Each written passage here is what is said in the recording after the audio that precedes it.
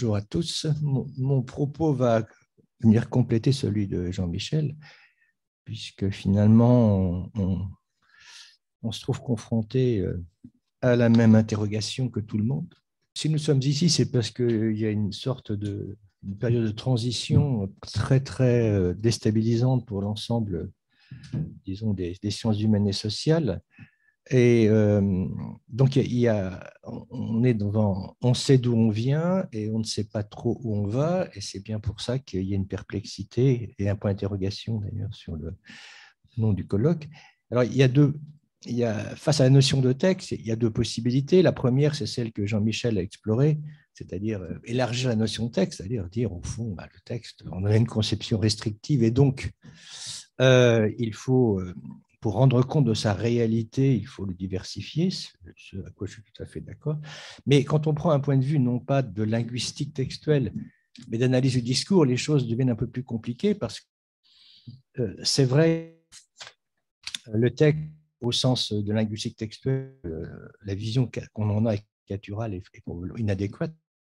Il suffit d'ouvrir un journal pour s'en rendre compte. Mais dans la culture, le texte, elle a une autre dimension, ce que j'appellerais une autorité constitutive, qui dépasse la question de textualité, qui, elles, sont extrêmement diverses. Alors, cette constitutive, ça ne veut pas dire que tous les textes ont raison, hein, ça veut dire que la forme texte traditionnelle, prototypique, a une sorte d'autorité naturelle, en quelque sorte, qui tient à sa structure, qui tient à ses conditions de possibilité à la fois culturelles et formelles. Alors, il y a plusieurs traits, c'est une unité monologale, je ne dirais pas forcément écrite, hein, c'est surtout verbal. Donc, elle peut être orale ou écrite, mais qui privilégie le verbal sur l'iconique et sur aussi les notes, etc. C'est-à-dire il y a quand même une idée d'une sorte de centralité du texte et qui est régie contrôlée par une seule instance. Une autonomie, c'est-à-dire que le texte est une séquence qui peut se découper. Même un article dans un journal est dans un journal qui lui-même est une unité textuelle qui n'a pas d'au-delà. Un livre n'a pas d'au-delà. Une affiche n'a pas d'au-delà. Ce sont des... Enfin, une affiche, c'est peut-être pas le mot qui convient. Disons qu'il y a une autonomie. Enfin, tout ça se lit par rapport, évidemment, à Internet. Qu'est-ce que ça veut dire qu'une unité autonome, hein? Bon. Stable, alors stable, ça ne veut pas du tout dire fixe ici. Pour moi, deux versions différentes d'un conte sont deux textes stables, hein, c'est-à-dire stable au sens où ça ne va pas changer d'une minute à l'autre. Hein, le texte est stabilisé. Alors, de même, c'est situé. C'est assez intéressant de voir que dès qu'on a inventé l'imprimerie, tout de suite, les pouvoirs politiques ont exigé un copyright, un nom d'auteur, etc., etc. C'est-à-dire, il faut situer le texte. Alors, il est situé simplement déjà au niveau purement éditorial, mais aussi parce que il est dans un genre de discours et un type de discours. Et donc, il est socialement assigné quelque part. Il n'y a pas de... C'est un dispositif, une institution. Le texte n'est que la trace d'une activité discursive qui est située socialement. Et puis qui est référée à une responsabilité. Ça, c'est aussi un point important. La question de l'octorialité est une question évidemment essentielle. Et alors, j'en viens au dernier point qui est moins souligné, mais qui me semble tout à fait crucial. C'est une sorte d'éthique de la textualité. Je ne sais pas si vous avez remarqué, mais il y a toujours cette idée qui traîne qu'il n'y a de vrais citoyens que capables de produire un point de vue, d'articuler son opinion. Dans les écoles, par exemple, toutes les instructions officielles vous expliquent qu'il faut arriver à cet idéal que l'élève puisse oralement ou par écrit dire son point de vue de façon argumentée. En fait, ils produisent un texte. Il y a cette idée qu'on est vraiment un sujet que si on peut répondre de son texte, il n'y a de texte que si quelqu'un peut en répondre. Ce que d'ailleurs disait Platon dans le Phèdre, quand il disait que le drame de l'écrit, c'est que quand le texte circule, il n'a plus de père, personne n'en répond. Et il y a cette idée que dans la culture, un vrai texte, c'est le point de vue de quelqu'un qui en répond. Voilà. Bon. Donc, tout ça pour dire qu'évidemment, si vous prenez toutes ces caractéristiques, je ne vais pas le faire parce que ça a été fait et c'est refait à l'infini, si vous plongez ça dans Internet, vous arrivez à des choses tout à fait différentes puisque toutes ces caractéristiques disparaissent, ou du moins sont laminées. Qu'est-ce que c'est que situer socialement un texte? Quelle est la responsabilité énonciative d'un fragment de texte sur Internet? Qu'est-ce que c'est que le contrôle d'un texte par une institution? Enfin bref, toutes ces notions. Qu'est-ce que c'est que la stabilité quand on sait qu'un texte peut être changé à chaque seconde et que souvent il est écrit et modifié à telle heure? C'est-à-dire toutes ces caractéristiques en fait prennent sens par rapport évidemment au monde d'Internet. Et donc ici j'introduis la notion de web texte pour désigner non pas le textuel, qui est une notion trop vague à mon avis, mais le texte canonique quand il est plongé sur Internet. Parce que ce qui m'intéresse, moi, c'est la zone de conflit. Parce qu'évidemment, si je prends Wikisource, j'ai affaire à des textes tout à fait traditionnels. Simplement, ils sont sur Internet sans plus. Mais moi, ce qui m'intéresse, c'est qu'est-ce qu'il arrive à un texte s'il se trouve plongé dans le régime Internet. Donc, quand il devient un web texte. Sans compter que ce web texte lui-même est à deux niveaux, puisqu'il est plongé dans un site, mais ce site lui-même se trouve dans un nœud, dans un réseau où il y a des téléphones, des smartphones, etc. C'est-à-dire qu'on peut faire circuler bien au-delà de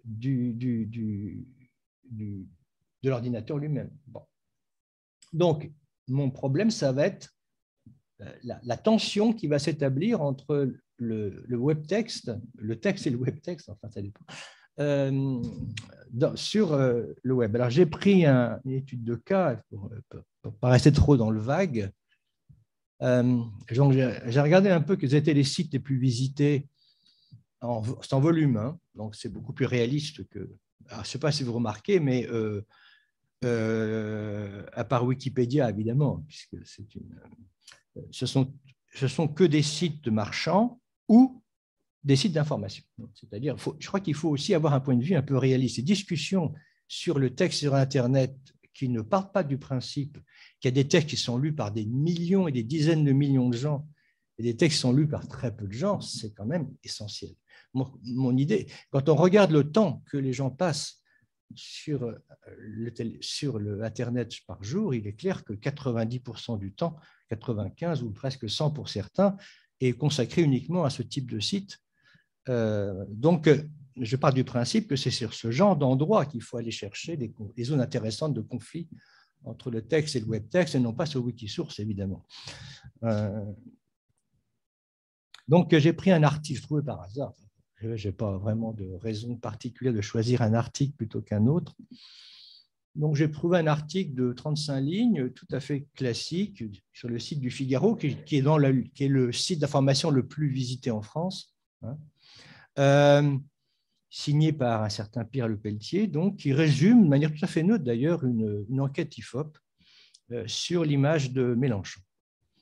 Et il y a eu quand même 626 commentaires, donc c'est-à-dire que ce n'est pas un article qui est passé inaperçu. Bon. Alors, j'ai fait un corpus où je n'ai retenu que les 100 premiers, arbitrairement, évidemment. Alors, voilà l'article. C'est simplement le début parce que je n'ai pas la place de mettre l'ensemble. Donc, vous avez le titre, le chapeau. Alors, je vais aller directement à mon problème. Alors, il y a quelques traits qui apparaissent et qui ne sont évidemment pas sur un texte canonique. Le premier trait, c'est l'indication de l'heure. Bon, c'est-à-dire que et on vous explique qu'il a été mis en ligne, mais qu'il y a eu déjà un changement dans le texte lui-même. Autrement dit, la notion même de la stabilité est très problématique puisqu'on n'a jamais qu'un instant. Deuxièmement, vous avez dans le texte même des hyperliens. Vous savez, c'est des mots sur lesquels vous cliquez, ils sont soulignés. C'est-à-dire quand vous lisez, vous pouvez à chaque instant basculer sur un autre écran. Troisièmement, vous avez des boutons qui permettent d'agir sur le texte. On peut, par exemple, le partager par email, l'imprimer, ouvrir des commentaires, aller sur Facebook, etc. etc. Et alors, si vous cliquez sur écrire un commentaire, vous avez à nouveau d'autres boutons, répondre, signaler, etc. De même, vous avez, curieusement, entre l'article même et les commentaires, vous avez une vidéo de 37 secondes, en grand, écrit en gros, à voir aussi, etc. Donc, vous pouvez cliquer sur cette vidéo, et si vous cliquez sur la vidéo, on vous incite à en voir d'autres vidéos. C'est-à-dire, on vous dit plus de vidéos sur le portail, etc. Et enfin, à la fin de l'article, vous avez un autre, la rédaction vous conseille, et hop, on peut partir sur un autre article, etc. Bon. Évidemment, tous ces traits n'existent pas même sur un texte classique et même sur une hyperstructure de journal, évidemment, puisque ce sont des propriétés qui sont attachées au web. Alors, je pourrais résumer les choses en disant que ce qui est intéressant, c'est qu'au fond, quand vous voyez l'article lui-même, c'est un article tout à fait classique qu'on pourrait trouver dans un article dans le Figaro, hein, imprimé. Bon. Mais, il y a trois types de caractéristiques différentes. Le premier, c'est qu'il est au carrefour d'un réseau, c'est-à-dire que même si vous le voulez, à chaque instant, vous pouvez bifurquer. C'est-à-dire la lecture linéaire du texte est rendue problématique par le fait que non seulement on peut lire des hyperliens comme… Alors, à savoir, pour moi, un hyperlien, ce n'est pas pareil qu'une note. Hein. La note, elle est en bas du texte, elle est dans une sorte de périphérie du texte. L'hyperlien va vous ouvrir un véritable autre écran, autre espace. Bon. De même, vous pouvez regarder des vidéos, etc. Donc, le texte lui-même est toujours présenté comme une sorte de carrefour duquel on peut partir à tout moment, aussi bien dans ses périphériques qu'à l'intérieur même. La deuxième, c'est que le texte n'est plus une unité qu'on reçoit, c'est une unité sur laquelle on peut intervenir. C'est-à-dire qu'il y a des boutons qui vous permettent d'agir sur le texte, hein, de le transférer, etc., de l'imprimer. Voilà. Et donc, ça devient un objet qu'on peut manipuler. C'est-à-dire que le lecteur n'est plus une instance qui vient après, qui est passive, c'est une instance qui, en quelque sorte, a un pouvoir sur l'objet. Et puis, troisièmement, et ça, c'est un point le seul point sur lequel je vais insister, ce qui est très curieux, c'est que le texte est une sorte est conçu, enfin, il n'est pas conçu pour, mais le dispositif est conçu pour qu'il y ait des commentaires, le fameux Web 2.0. Et ce qui est intéressant, c'est que ça provoque un déplacement de la focale. C'est-à-dire que dans le texte traditionnel, le texte suffit à lui-même, il est forcément autonome. Ici, inconsciemment, l'internaute est happé par la relation entre le texte et les commentaires. Autrement dit, il va regarder aussi les relations, les commentaires qui sont faits sur le texte. Donc, le texte n'est plus l'autorité à laquelle on ne répond pas. Quand vous lisez un article de journal, vous ne pouvez pas lui répondre à cet article. Là, tout d'un coup, vous êtes de plein pied. Le paradoxe du commentaire est le suivant. Donc, vous êtes de plein pied avec le texte, vous êtes auteur finalement. Vous avez accès au même lectorat que lui, et par définition, mais vous n'avez pas les mêmes contraintes. C'est-à-dire, le texte, lui, le journaliste, lui, est soumis à énormément de contraintes. Et on sait à quel point c'est un univers contraignant au niveau des citations, au niveau des références, au niveau de l'écriture, du plan de texte, enfin bon, tout ce qu'ont très bien montré les travaux dans ce domaine. Et il se produit une inversion de la hiérarchie qui est tout à fait intéressante. C'est-à-dire que le seul fait de rendre possible le commentaire transforme le commentaire en point de vue parmi d'autres, l'article en point de vue. C'est-à-dire que l'article change de signification, de valeur pragmatique. L'article n'est plus quelque chose qui reflète, en quelque sorte, qui est une sorte de, comment dire, point de vue sur le monde sans appel. C'est en fait une sorte de point de vue que n'importe qui peut contester en tant qu'individu. C'est-à-dire, en gros, tu dis ça, mais moi, je pense autrement. Alors, évidemment, autrefois, c'était déjà le cas, mais la différence, c'était ce que je pensais moi, je ne pouvais le dire qu'à mes voisins ou au bar du commerce, mais je ne pouvais pas le dire aux journalistes ni aux lecteurs du journal. C'est-à-dire que là, il se produit un phénomène très curieux, c'est que le journaliste est en quelque sorte quelque part en position de vulnérabilité par rapport aux commentaires. Alors, c'est renforcé par un contraste très bête, mais qui est la logique même du lynchage, hein, c'est-à-dire moi je suis moi, eux ils sont tous. C'est-à-dire le journaliste, il a un nom propre, il est l'auteur, mais il y a devant lui une foule de 626 personnes, par exemple, pour Mélenchon, ce qui provoque quand même un effet d'inversion considérable qui n'est pas simplement purement physique, hein, ce n'est pas seulement la masse. Et il se produit aussi un mécanisme très curieux, c'est la valeur morale en quelque sorte attachée au texte. C'est-à-dire que du seul fait qu'il est contraint et que les commentaires ne sont pas contraints, l'auteur apparaît comme un hypocrite.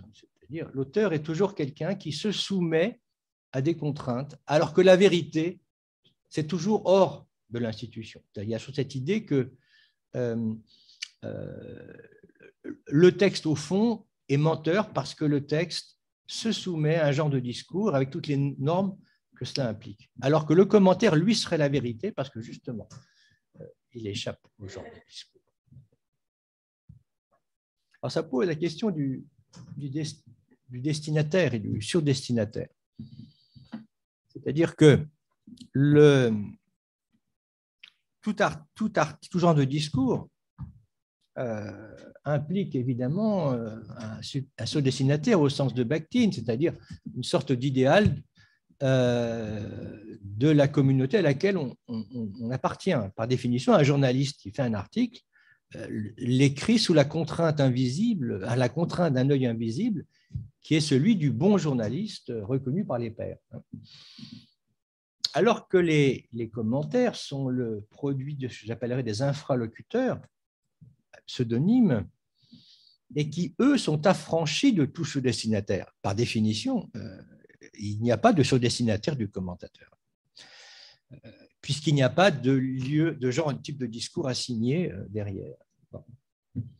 Et alors, ce qui est intéressant, c'est que le destinataire, du coup, n'est plus, comme dans la conversation, celui à qui je parle, ni comme dans le genre de discours classique, le lecteur modèle ou l'auditeur modèle de mon propos, mais c'est un public invisible qui est pris à témoin.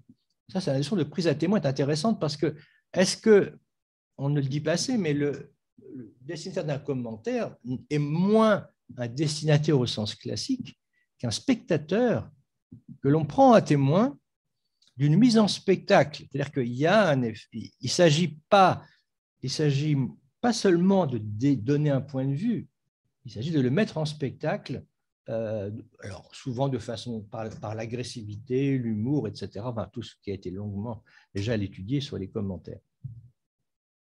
Alors, du point de vue des... Maintenant, si on regarde l'ensemble des commentaires, ce qui est très intéressant, c'est qu'on n'a pas non plus affaire à des... On a bien une masse de textes qui sont les uns à côté des autres, mais on ne peut pas dire que ça ne correspond à rien de connu dans le champ classique de la textualité, puisqu'il n'y a pas d'interaction entre ces commentaires, ou très marginalement. Par exemple, sur mon corpus, sur 89 intervenants, il n'y a eu que 2 interventions sur 100 qui commentent un autre commentaire. Mais il n'y a eu aucune réponse. Personne n'a répondu. Ça arrive que ça réponde, mais là, ce n'est pas le cas. Et c'est quand même très curieux, c'est que donc, il y a un effet de juxtaposition, il y a une juxtaposition, mais ça n'est pas organique par définition, et ça n'est même pas dialogique. Donc, c'est une forme de...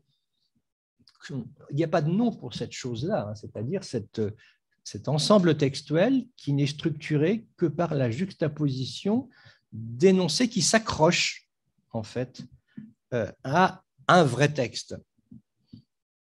Et alors, par exemple, ça favorise l'apparition de ce qu'on appellerait de piles d'énoncés paraphrastiques.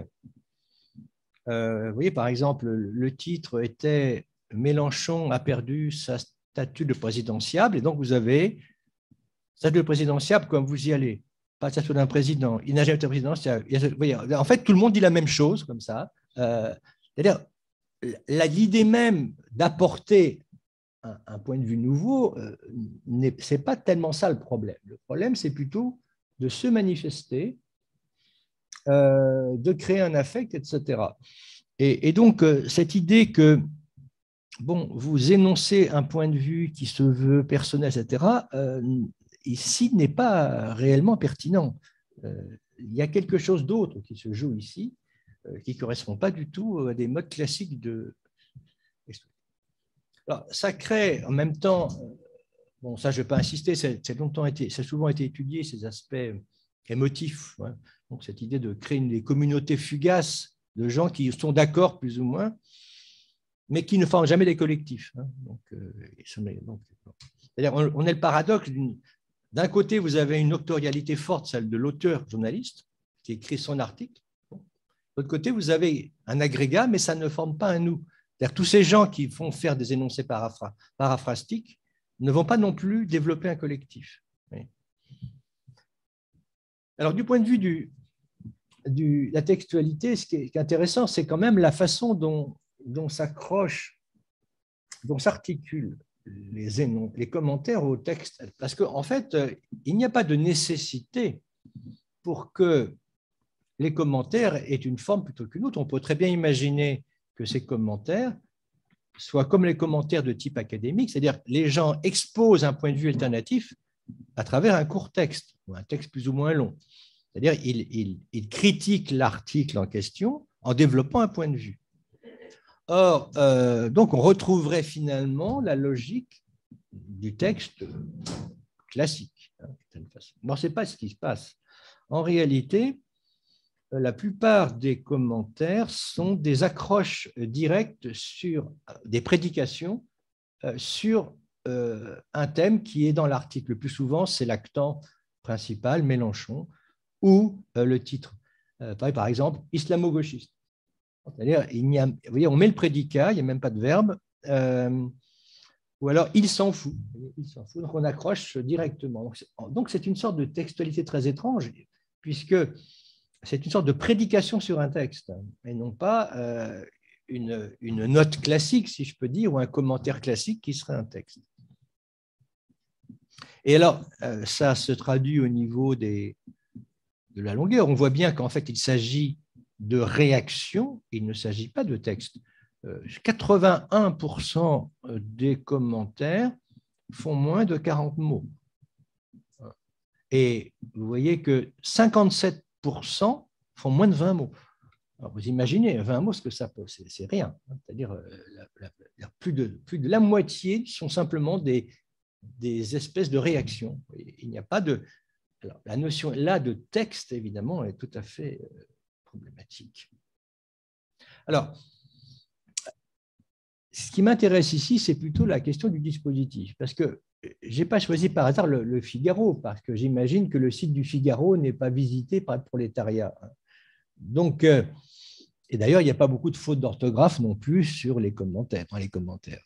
Donc, ça veut dire que je ne suis pas en train de dire que les gens qui écrivent ces commentaires sont incapables d'écrire un texte, bien au contraire.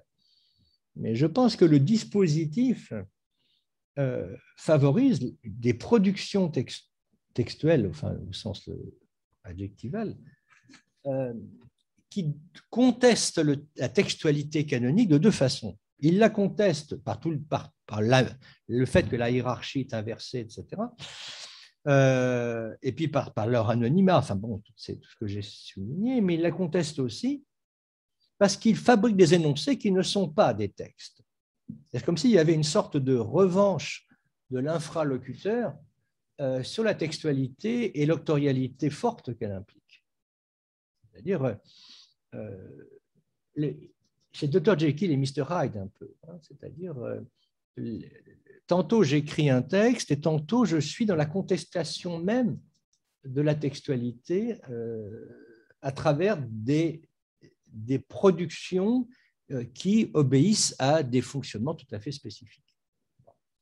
Donc, ce n'est pas le commentaire en lui-même, puisque, après tout, si dans un site universitaire, vous allez avoir des commentaires tout à fait textuels classiques, hein, mais c'est ce type de textes qui sont les textes les plus lus, qui sont les textes les plus en but à cette tension. Alors, j'en viens à ma conclusion pour essayer de tenir dans les temps. Donc, j'ai souligné le fait qu'il y avait un triple décentrement, hein, c'est-à-dire il y a un décentrement du fait que le texte apparaît comme un carrefour et non pas comme une unité pleine, et deuxièmement comme un objet qu'on peut manipuler. Mais il y a aussi la partie du commentaire qui est une contestation de tout ce qui est associé à la textualité, y compris l'éthique de la subjectivité qui lui est attachée. Et donc, face à ça, il y a deux camps, hein, comme toujours. Hein. Il y a le camp des ceux qui vont évidemment souligner les effets délétères sur le plan cognitif ou éthique de cette mise en cause de l'autorité du texte. Effectivement, il ne manque pas de pédagogues ou de journalistes, etc., qui contestent qui déplorent cette espèce ces effets d'addictif, en quelque sorte, de la non-textualité canonique. Et puis il y en a d'autres, au contraire, vous savez, qui, je n'en ai pas de nom, mais qui s'émerveillent de la richesse, des possibilités extraordinaires qu'ouvre Internet à la textualité. Donc là, il y a une sorte de lyrisme de la nouveauté. Alors, personnellement, je suis bien incapable de savoir dans quel camp il faut se mettre, parce que ce qui est quand même frappant, c'est que le site d'information, les sites, que ce soit Orange, Figaro, etc., continuent à produire des textes canoniques avec des journalistes qui citent de leur nom des articles tout à fait classiques, mais le dispositif est fait de telle façon que ces fondements, les fondements de son autorité sont érodés, contestés par la machinerie. Et donc, on écarte le texte de sa royauté, hein, le texte n'est plus cette chose sans appel qui domine la culture, mais en même temps, le fantôme de cette royauté continue à hanter le web, puisqu'il n'y a pas encore de site d'information, il n'y a plus de texte. Ça, c'est avec des vrais journalistes, comme on dit. Alors, je ne sais pas